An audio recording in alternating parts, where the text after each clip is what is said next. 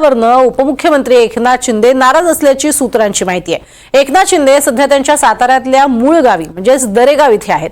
पालकमंत्री पदाच्या वादाच्या पार्श्वभूमीवर आता शिंदे गटाचे मंत्री तसंच सातारा जिल्ह्याचे पालकमंत्री शंभूराज देसाई यांनी तातडीनं दरेगावी शिंदेंनी बोलवून घेतलेलं आहे। दुपारी 12 वाजता एकनाथ शिंदेंसोबत त्यांच्याबरोबर एक बैठक होणार आहे। भाजप प्रदेशाध्यक्ष आणि मंत्री चंद्रशेखर बावनकुळे शिंदेंची भेट घेणार आहेत आणि त्यांची मनधरणी करणार आहेत अशी ही माहिती सूत्रांकडून मिळते आहे।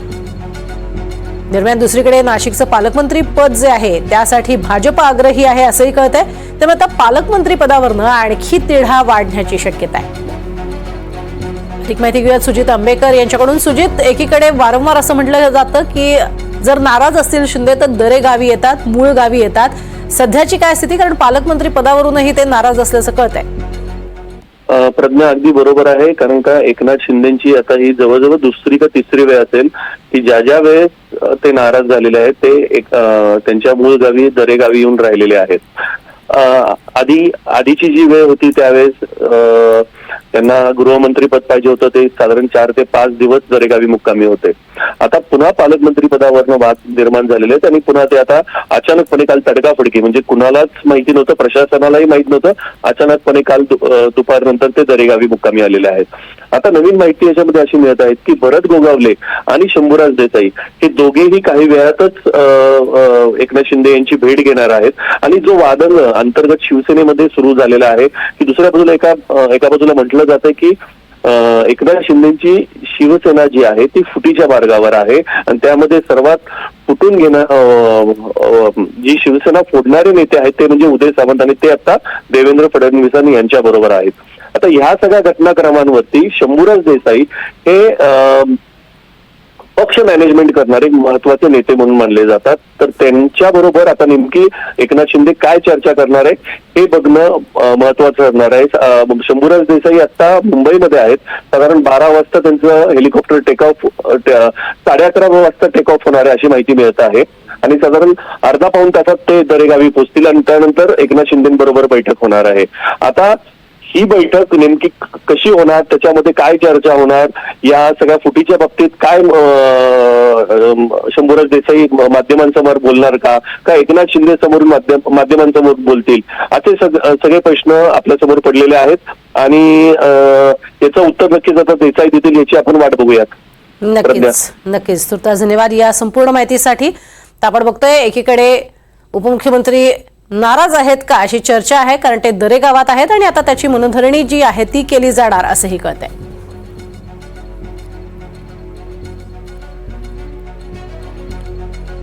आणि या संदर्भात सुषमा अंधारे यांनी दिलेली प्रतिक्रिया पाहूयात। इंग्रजीमध्ये एक चांगली म्हण आहे, हिस्ट्री रिपीट्स इटसेल्फ। तुम्ही जे पेरता तेच उगवून तुम्हाला परत मिळतं। विजय वडेट्टीवारांचं आत्ताचं विधान की काही नव्या समीकरणांचा उदय होऊ शकतो का, हे या अर्थाने फार महत्वाचं आहे। कारण जेव्हा ईव्हीएम आणि सगळे प्रयत्न करून सरकार स्थापन केलं जात होतं आणि त्याच वेळेला मुख्यमंत्री देवेंद्रजी होणार, परंतु उपमुख्यमंत्री पद जर शिंदे गटाकडे जाणार असेल तर शिंदे उपमुख्यमंत्री पद स्वीकारणार नाहीत अशा चर्चांना ऊत आला। तेव्हा उपमुख्यमंत्री पदाचे दावेदार आपण होऊ शकतो असं म्हणत उदय सामंत यांच्या उपमुख्यमंत्री पदाच्या महत्वाकांक्षेला धुमारे फुटले होते, हे काही लपून राहिलेलं नाही। आणि तसंही एकनाथ शिंदे यांचं वारंवार उठणा मनाना आणि वारंवार रुसण्या फुगण्यातून आपलं दबाव तंत्र तयार करण्याचं जे राजकारण आहे ते भाजपला काही फारसं पसंत पडलेलं नाही। अशा काळामध्ये भाजपला जर उदय सामंतांच्या सारखा एक फ्लेक्झिबल चेहरा मिळत असेल, होय उदय सामंत अत्यंत फ्लेक्झिबल आहेत, आधी राष्ट्रवादीतनं शिवसेनेतनं शिंदे गटात, उद्या जर अजून काही चांगली ऑफर असेल तर ते शिंदे गटातनं फार चटकन फारकत घेऊन भाजपाशी सुद्धा घरोबा करू शकतात। त्यामुळे अशा फ्लेक्झिबल चेहऱ्याला घेऊन भाजपा निश्चितपणे एका नव्या समीकरणाचा उदय घडवून आणू शकते। या अर्थाने सुद्धा मला असं वाटतं की आत्ताची जी राजकीय मूव चालू आहे किंवा एकनाथ शिंदे यांचा जे काही रुसणं फुगणं चालू आहे हे फार विचार करण्यासारखं आहे। दरम्यान संजय राऊतांनी पालकमंत्री पद आणि एकनाथ शिंदेंच्या नाराजीवर नेमकी काय प्रतिक्रिया दिली आहे पाहूयात. स्वतः भारतीय जनता पक्षाकडे पुरेसं बहुमत आहे. त्यांच्या इतर 2 मित्र पक्षांची ताकद चांगली आहे. 220-25च्या वर यांच्याकडे बहुमत असताना हे मंत्रिपद पालकमंत्रीपद देतात आणि स्थगिती देतात.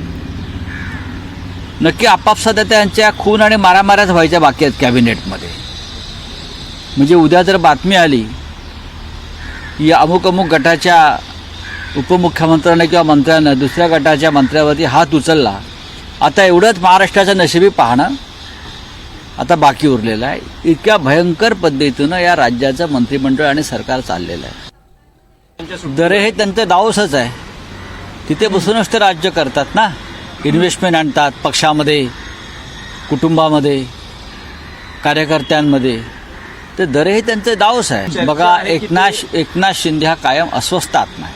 त्यांनी खरं म्हणजे यावेळेला महाकुंभ मेळाव्यात जाऊन बसायला पाहिजे होतं नागा साधूंबरोबर. कोणी IIT-वाला बाबा आहे, कोणी अमुक बाबा आहे, कोणी दरेवाला बाबा असेल. जा ना मग. अस्वस्थ आहेत इकडे कुठे, महाराष्ट्राला कुठे त्रास देत आहे. तुमच्या अस्वस्थपणामुळे महाराष्ट्राला त्रास देऊ नका. नाराजीचं कारण कळलं पाहिजे महाराष्ट्राला. नाराजीचं कारण कळलं पाहिजे. लहान मूल रुसावं आणि कोपऱ्यात जाऊन बसावं, हां, तर हे नाराजीचं कारण नक्की काय आहे? पद, पैसा, प्रतिष्ठा,